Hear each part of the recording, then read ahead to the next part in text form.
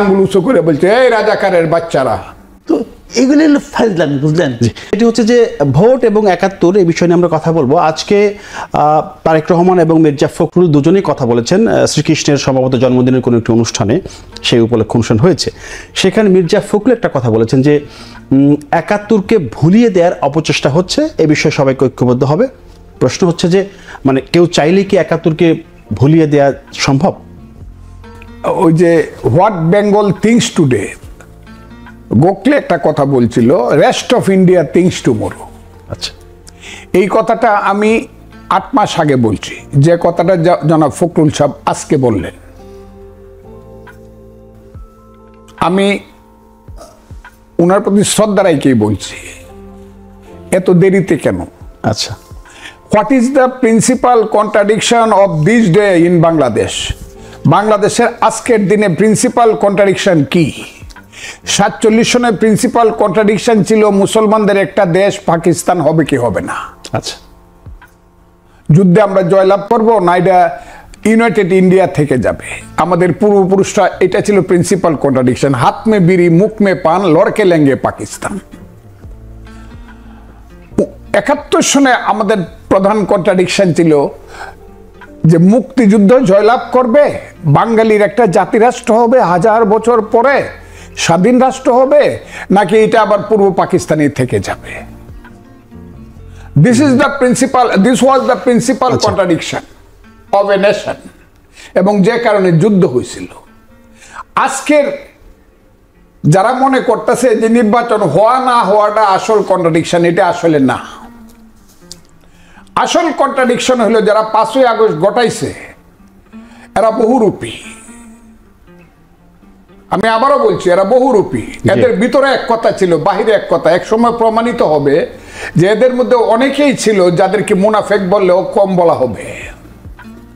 তারা কিন্তু মুক্তিযুদ্ধের গান বাজাইছে পিছন দিকে, পূর্ব দিগন্তে সূর্য উঠেছে রক্তলাল, অথবা তীরহারাই ঢেউয়ের সাগর পাড়ি দেবরে একটি ফুলকে বাঁচাবো বলে যুদ্ধ করি।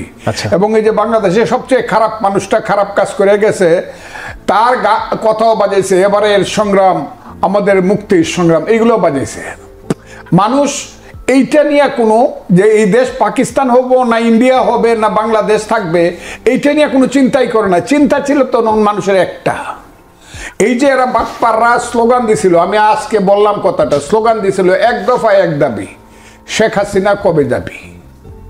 এইটাই একমাত্র স্লোগান। আমি যে কারণে কথা বলছি, আমি আজকেও চ্যালেঞ্জ করছি, ওরা ৫০০০, আমি আগে ৫০০ বলছিলাম, এখন বলি ৫০০০ মিছিল করে যে কাজ করছে, আমি ১ বছর টকশো করে, বিশেষ করে টোটাল জুলাই এবং ৫ই আগস্ট পর্যন্ত যে টকশো আমি করছি, এই টকশোগুলো ওরা ৫০০০ লোকে মিছিল করে ওই কাজটা করতে পারে না, কিন্তু আমি করছি জীবনের রিস্ক নিয়ে।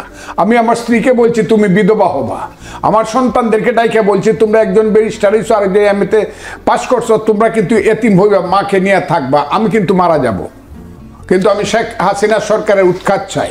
এইরকমটা কেন মনে হচ্ছিল আপনি মারা যাবেন? কেন মারা যাব? তখন আমার মনে হচ্ছিল যে এই দেশে শেখ হাসিনা যে জায়গাতে যাচ্ছে, পতনের আগে এমন একটা ঘটনা ঘটতে পারে যে যারা যারা আমরা সঠিক কথাটা বলতেছি যে শেখ হাসিনা ৩ বছর ৩টা ইলেকশন মানুষকে বঞ্চিত করছে, শেখ হাসিনা এই দেশে লুটপাট করছে, সালমান রহমান, আজিজ খান, এস আলম, বসুন্ধরা গ্রুপ, এদেরকে দিয়ে লুটপাট করা এই দেশে একটা সাংঘাতিক টিরানিক্যাল রাষ্ট্র কায়েম করছে। কাজেই সে এত দ্রুত যাবে না, হয়তো বা আমাদের মতো লোকজন চলে যাবে, আমরা খুব ক্ষতিগ্রস্ত হয়ে যাবো। তো মনে মনে একটা কথা ছিল, যদি গুলি করে কেউ না মারে হয়তো বা জেলে চলে যাব।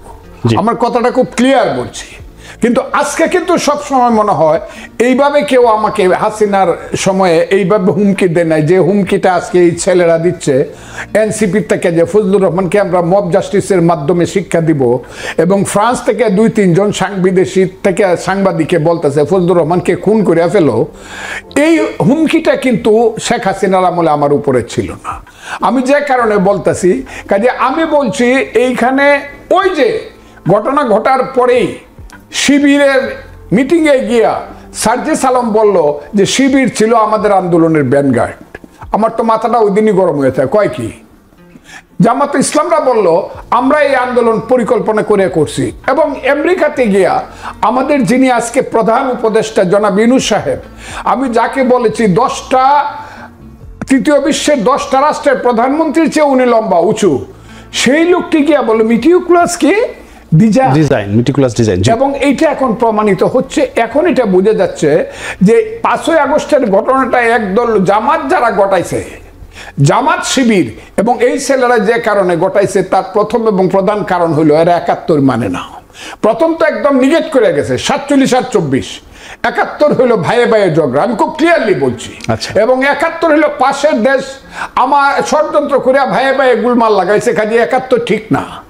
তখন আমি আঙ্গুল উঁচু করে বলছি, এই রাজাকারের বাচ্চারা, আমি ফজলুর রহমান প্রথম বলছি বাংলাদেশে রাজনীতিবিদের মধ্যে, এই আলবদরের বাচ্চারা, এখনো কিন্তু ফজলুর রহমানরা জীবিত আছে, মুক্তিযোদ্ধারা জীবিত, সাবধান কথা বলবা, মুক্তিযুদ্ধ যারা মানো না তারা এই দেশ থেকে চলে যাও, খুব ক্লিয়ার, কারণ মুক্তিযুদ্ধের মাধ্যমে দেশটা বাংলাদেশ হয়েছে। এখন আবার দেখা যাচ্ছে আপনি যে বলছেন যে আমার মনে হয় আমাদের নেতা জনাব ফখরুল ইসলাম আলমগীর, ওই যে পাকিস্তানে 2টা ঘটনা হয়েছে কিছুদিন আগে, লস্করি তৈয়বার যে প্রধান তিনি বলছেন যে আমরা 5ই আগস্টের আন্দোলনে এই ধরনের ঘটনা ঘটাইছি যে যাতে আমরা 71-এর পরাজয়ের প্রতিশোধ নিতে পারি। জি। আর গত কয়েকদিন আগে একজন মহিলা পাকিস্তানের একটা বিখ্যাত পত্রিকায় লেখছে যে Bangladesh return again two Pakistan, আপনি দেখেন, এবং সেইখানে কতগুলা জিনিস, গোলাম আজমের ছেলে কিভাবে প্রধান সেনাপতি হওয়া উচিত, এবং গোলাম আজমের ছেলেকে যেভাবে বঞ্চিত করা হয়েছে, এইসব রাজাকারের বাচ্চারা, আমি আবারও বলছি এইসব রাজাকারের বাচ্চারা, আমি বললাম আলবদরের বাচ্চারা, গোলাম আজম হলো বাংলাদেশের সবচেয়ে কুখ্যাত দালাল এবং আলবদর সৃষ্টির প্রধান হুতা। প্রথম যে লোকটা টিক্কা খানের সঙ্গে দেখা করছে, আমি প্রমাণ ছাড়া কথা বলি না, বাংলাদেশে 25শে মার্চের পরে যে লোকটা প্রথম দেখা করছে টিক্কা খানের সাথে, যে ঠিক কাজ করছেন, আমরাও আপনার সাথে আছি, সেই লোকটার নাম হলো গোলাম আজম। 2 নম্বর দেখা করছে খাজা খয়রুদ্দিন, 3 নম্বর দেখা করছে ফজলুল কাদের চৌধুরী, 4 নম্বর দেখা করছে নুরুল আমিন। তৎকালীন সময়ে সেই 1 নম্বর দালাল এবং কুখ্যাত দালাল গোলাম আজম, যারা পরাজিত হওয়ার পরে মধ্যপ্রাচ্যে এবং বিদেশে গিয়ে বাংলাদেশের নামে কুখ্যাতি ছড়াইছে, বাংলাদেশকে অন্ধকার করে দিছে যাতে বাংলাদেশকে কেউ স্বীকৃতি না দেয়, সাহায্য না করে, মুসলিম দেশগুলোকে গিয়া বলছে যে এটি ইন্ডিয়া দখল করে, বলছে এটা হিন্দুস্তান হয়ে গেছে, এইগুলা করে বাংলাদেশকে যারা কলঙ্কিত করছে, মসিম লিপ্ত করছে, সেই সব গোলাম আজমের ছেলেরা এখন আবার বাংলাদেশের প্রধানমন্ত্রী হবে, যেখানে তার বয়স হয়েছে 68 বছর, সে রিটায়ারমেন্টে চলে, এখনকার সরকার তাকে সব কিছু রিটায়ারমেন্টে দিছে এবং বলছে পাকিস্তান থেকে এটা নিশ্চয়ই বাংলাদেশ পাকিস্তানে ফেরত আসবে। সেই কারণে আমার ধারণা আমাদের নেতা জনাব ফখরুল ইসলাম আলমগীর সাহেব এই কথাটা বলছেন। তবে একটা কথা বলি, পূর্বের সূর্য পশ্চিমে উঠতে পারে, জি, পৃথিবীর মানচিত্র পরিবর্তন হতে পারে, কিন্তু 71-এর বাংলাদেশ কোনোদিন আলবদর রাজাকারদের মাধ্যমে দেশটা পাকিস্তান হবে না। আমি আরো কিছু কথা বলবো, এটা হবে না। আমি আসবো আপনার কাছে, আমি যেতে চাই একটু। জি জি, মাসুদ কামাল আমাদের সাথে কথা বলছিলেন, সিনিয়র আইনজীবী ফজলুর রহমান, মুক্তিযোদ্ধা, বিএনপির চেয়ারপারসন উপদেষ্টা। আপনার কাছে আমার একটু জানার ইচ্ছা, যেহেতু সে 71 নিয়ে বলে, আপনি নির্বাচন নিয়ে একটু বলেন যে স্বরাষ্ট্র উপদেষ্টা, পরিবেশ উপদেষ্টা, আইন উপদেষ্টা এবং প্রধান উপদেষ্টার প্রেস সচিব বলেছেন যে প্রধান উপদেষ্টার প্রতিশ্রুতি যে দিয়েছেন যে ফেব্রুয়ারির মাঝামাঝি নির্বাচন হবে, ওই সময়ে সেখান থেকে পিছিয়ে আসার কোনো সুযোগ নাই, কিন্তু এনসিপি ওনারা বলছেন যে ফেব্রুয়ারিতে নির্বাচন হবে না। এবং গত কয়েকদিন আগে একটি প্রোগ্রামেও নাসিরুদ্দিন পাটোয়ারি উনি বললেন যে ডক্টর ইউনূস তাদের সাথে গাদ্দারি করেছেন, তিনি বেঈমান। মানে বিষয়টা কেমন? না, একটা জিনিস কি আমি বলি আপনাকে, প্রধান উপদেষ্টা কিন্তু এই প্রথমবার গত 5 তারিখে বললেন, জাতির উদ্দেশ্যেই বলছেন যে নির্বাচন ফেব্রুয়ারিতে হবে। তারপরে ওনার অফিস থেকে নির্বাচন কমিশনকে চিঠি দেওয়া হয়েছে, জি, নির্বাচন কমিশনও তাদের কাজকর্ম করছে, তারা বলছে এই সপ্তাহের মধ্যে তারা নির্বাচনের রোডম্যাপ ঘোষণা করবে, যে নির্বাচন ফেব্রুয়ারিতে হবে। এর মানে এটাকে সাপোর্ট করার জন্য যা যা ঘটনা ঘটা দরকার সবই কিন্তু একের পর এক ঘটতেছে। কিন্তু তারপরেও দেখেন মানুষের মধ্যে কিন্তু একটা চিন্তা, একটা প্রশ্ন কিন্তু রয়েই গেছে। আমি জানি না আপনার অভিজ্ঞতা আছে কিনা, আমার সঙ্গে যখন কারো দেখা হয় তারা প্রথমে জিজ্ঞাসা করে ভাই নির্বাচন কি আসলেই হবে? না, এই অভিজ্ঞতা আছে আমার। জি, আপনার আছে। তাহলে এখন কথা হলো, ডক্টর ইউনূসের মতো ব্যক্তি উনি জাতির উদ্দেশ্যে বলেছেন, কিন্তু এটা তো এমন না যে ওয়ান টু ওয়ান আলাপ করতে বলছেন। জাতির উদ্দেশ্যে উনি একটা ভাষণ দিয়েছেন, তারপরেও মানুষ তার উপর আস্থা রাখতে পারছে না কেন? আপনি এই পয়েন্টটা খেলে ভাবেন একবার। তার মানে উনি গত 1 বছরে এমন কিছু করেছেন, এমন কিছু দেখিয়েছেন যে ওনার মুখের কথাও এখন মানুষ বিশ্বাস করে না। নাহলে তো মানুষ এই প্রশ্নটা করতো না। আচ্ছা, এই প্রশ্নটা কেন করছে? এখন ডক্টর ইউনূসকে ভাবতে হবে যে আমি কি করেছি, আমি কি এমন কাজ করলাম যে আমার কথা মানুষ বিশ্বাস করে না। কে এখন কি করলে বিশ্বাস করবে? এই প্রশ্নটা কিন্তু আসতেছে এখন। দেখেন, এনসিপি কেন ওনাকে গাদ্দার বলতেছে, এনসিপি কেন ওনার সম্পর্কে এমন সব শব্দ ব্যবহার করছে, যে শব্দগুলো ব্যবহার করাটা আমি ভাবতেই পারি না, করছে তো সেটাই। জি, এর কারণটাও কি? এর কারণটা খুব সহজ, কিন্তু যে উনি এনসিপির উপর আস্থা রাখছিলেন যে এনসিপি হয়তো ওনাকে একটা জায়গায় নিয়ে যাবে। এনসিপি তো ওনারই দল, উনিই বলছেন বিভিন্ন জায়গায় ইন্টারভিউতে সরাসরি বলছেন যে উনি এদেরকে বলছেন একটা পলিটিক্যাল পার্টি করতে। এরা একটা পলিটিক্যাল পার্টি করছে, করার পর এখন এনসিপির যে ইমেজ, এই ইমেজের কারণে উনি এখন আতঙ্কিত বোধ করছেন ডক্টর ইউনূস নিজে, যে এরা তো আমাকে আপনার একটা সেফ এক্সিটের ব্যবস্থা করে দিতে পারবে না। এটা উনি বুঝতে পেরেছেন। বুঝে উনি এনসিপির উপর যে মাথায় ওনার হাতটা ছিল, হাতটাকে সরাই নিছেন। তো এনসিপি হাত সরাই নেওয়াতে এনসিপি মানে হয়ে গেছে, তারা পাজলড হয়ে গেছে যে একদিন তো আমি ওনার সাপোর্ট পাইছি গভর্নমেন্ট। এখন যদি গভর্নমেন্ট আমার রেখে বিএনপির কাছে যায়, এখন যদি মনে করেন এই গভর্নমেন্ট, শুনেন, একটা গভর্নমেন্ট তো 1 বছর ছিল, তারা তো খুব অসাধারণ ভালো কাজ করছে, মানুষ তার মানে বিভিন্ন রাস্তার মাথায় মূর্তি বানিয়ে রাখবে, তা তো আর না। ওনাদের অনেক কর্মকাণ্ড নিয়ে কিন্তু মানুষের মধ্যে বিতর্ক আছে। তো এই ধরনের গভর্নমেন্ট কিন্তু সবসময় চায় একটা সেফ এক্সিট, চায় যে আমি যখন চলে যাব তারপরে কি আমি দেশেই থাকবো নাকি বাইরে থাকবো। যদি দেশে থাকি আমাকে কে থাকতে দেবে, বাইরে যাবো আমাকে এয়ারপোর্টে আটকাবে। 111 গভর্নমেন্টের সময় রাখেন, 111 গভর্নমেন্টের যারা ছিল, যারা নাকি কুশীলভ ছিল, তাদেরকে কিন্তু আওয়ামী লীগ একটা সেফ এক্সিটের ব্যবস্থা করে দিয়েছিল। আচ্ছা, এখন হয়তো এই গভর্নমেন্টও চিন্তা করতেছে তো আমাকে কে দিবে। এখন সেই জন্য উনি একটু বিএনপির দিকে ইনক্লাইন্ড হয়েছে আর কি, বিএনপির ঘাটে মানে নৌকা ভিড়াইছে। এটা আবার এনসিপি সহ্য হচ্ছে না। আর এনসিপি তাদের যে বয়সজনিত সমস্যা যেটা একটা আছে, একটা সমালোচনা আছে, সেটা হচ্ছে যে সরকার মবই ঠেকাতে পারে না, সেই সরকার নির্বাচনের দিন, ভোটের দিন মব ঠেকাবে কিভাবে? মব ঠেকাতে পারে না কথাটা অন্যভাবে বলেন। আচ্ছা, আসলে সরকার কি মব ঠেকাতে চেয়েছিল? সরকারকে কখনো মব ঠেকাতে চেয়েছিল? আপনি এই কথাটা আমার বলেন। আমি আপনার সর্বশেষ ঘটনাটা বলি। এই 32 মে যেদিন ভাঙলো আগের বার, আচ্ছা, 32 মে ফেরানোর জন্য সরকার চেষ্টা করছিল, কয় নাই তো। মবে বাংলাদেশে মব আগে 5 থেকে 8 আগস্ট ওই সময় কথা বাদ রাখেন, এরপরে তো আপনার সংগঠিত মব তো শুরু হলো 32 ডিসেম্বর ভাঙা দিয়া। সরকার মব ফেরানোর চেষ্টা করে নাই। এবং সর্বশেষ এবার 15 আগস্ট যে ঘটনাগুলো ঘটলো, একজন রিক্সাওয়ালা গেলো ফুল দিয়ে তাকে ধরে পিটাইলেন, একজন মহিলা গেলো, মহিলাকে ধরে আপনারা বেজ্জতি করলেন, অনেক কিছু করলেন। সরকারকে ফেরানোর চেষ্টা করছে। আচ্ছা, রিক্সাওয়ালা কথা ধরেন, রিক্সাওয়ালা একজনকে ফুল দিতে গেছে, উনি তো কোনো পলিটিক্যাল ওয়ার্কার না, পলিটিক্যাল পার্টির লিডার না, উনি কি আওয়ামী লীগের বর্তমান সভাপতি? তা তো না, উনি একজন রিক্সা চালক। উনি একটা ফুল নিয়ে গেছেন, উনাকে ওখানকার লোকজন ধরে মানে মব আক্রান্ত হলো, সে তাকে ধরে চড়থাপড় মারলো, গণপিটুনি দিল। পুলিশ কাকে ধরে নিয়ে গেল? রিক্সাওয়ালাকে, যে মার খেলো তাকে ধরে নিয়ে গেল। অন্যদেরকে ধরছে, ধরছে। স্বরাষ্ট্র উপদেষ্টা বলেছিলেন যে 15 আগস্ট ফুল দেয়া যাবে কি যাবে না এরকম কোনো নির্দেশনা কিন্তু ছিল না, কিন্তু ওদিকে আপনার প্রেস সচিব যে বলছে ফুল দেওয়া যাবে না। প্রেস সচিব ওখানকার ধানমন্ডি পুলিশ বলছে, শুনছি ধানমন্ডি পুলিশ বলছে তারা প্রেস সচিবের নির্দেশনা অনুযায়ী তারা চলতেছে। প্রেস সচিব তো গভর্নমেন্ট, বিরাট গভর্নমেন্ট। সে আসবে, আমি যেতে চাই একটু ফজলুর রহমান আপনার কাছে। সেটি হচ্ছে যে আপনি একজন মুক্তিযোদ্ধা, সেই হিসেবে আমি মুক্তিযুদ্ধের প্রশ্ন নিয়ে কথা বলতে চাই। মুক্তিযুদ্ধ, আওয়ামী লীগ এবং বঙ্গবন্ধু শেখ মুজিবুর রহমান, এই 3টি বিষয় কি এক সূত্রে গাঁথা, নাকি এই 3টি বিষয়কে আলাদা রাখার দরকার ছিল?